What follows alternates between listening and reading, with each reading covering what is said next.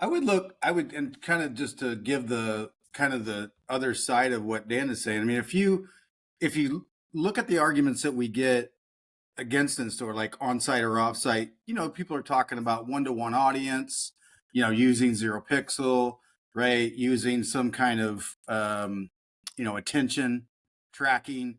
And of course, you've got impressions, but then a subset of that is viewable impressions, right? That are, even some lower quantifiable number, within that.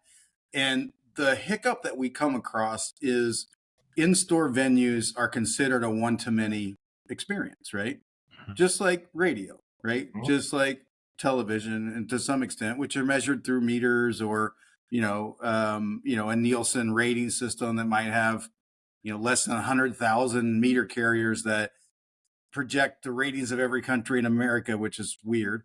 So we just kind of backed into it with the same thinking, which was what's the most accurate sample size that we can get, right, within a store by an hour or in front of a viewable area to the IAB standards.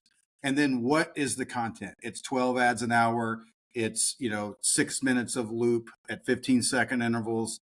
So taking that inventory and applying the math of what our actual audience size is to come up with an impression value Mhm. for in store, so that we can say, hey Brand, just like you trust impressions from, whether that be TV, radio, traditional media, digital, MFAs, if you believe MFAs, what everybody else has an audience.